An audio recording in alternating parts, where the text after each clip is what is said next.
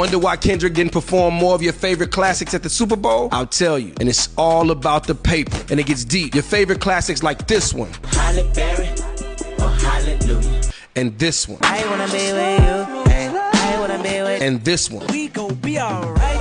Nigga, we gon' be alright. Are still trapped in a deal with his former record label, Top Dog Entertainment. In his deal with TDE, Kendrick was signed to an artist deal. TDE entered into a joint venture with both Aftermath and Interscope. It was a smart move for them, but it meant Kendrick would be splitting his profits in so many ways that he would only be getting 10 to 15% on each stream. This is what Drake was referencing when he said this. Extortion, baby, whole career, you been shook up. Cause Top told you drop and give me 50 likes of push-ups. Insinuating that Top Dog Entertainment had been extorting Kendrick for his royalties every time he dropped, they would take 50%. Kendrick wasn't feeling that, so he left TDE in 2022 after 17 years. Guess they had a good run.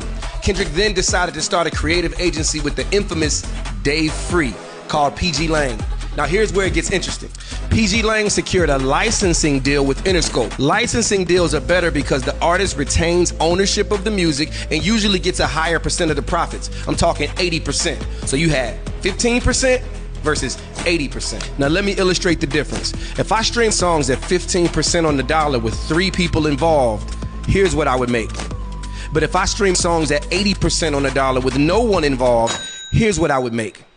The Super Bowl was a gold mine for Kendrick. That's why it's so exceptional that Jay-Z chose Kendrick for the Super Bowl, because it was basically an investment in Kendrick's label and future, because the Super Bowl itself is all the marketing you need to propel an album. So he was allowed to drop GNX with basically no marketing budget and retain all of the profit. Shout out Jay-Z. Kendrick Lamar has around 9 songs with between 1 and 2 billion streams. He only performed 3 that aren't from GNX. That's the first time in Super Bowl history. And GNX is the first Kendrick Lamar album released under PG Lang, which means it's his first opportunity to really make a big bag with little marketing dollars. And I'm sure Kendrick Lamar was super dedicated to his social commentary with GNX. But if you want to know the real reason you didn't hear some of those old songs, dollars and cents.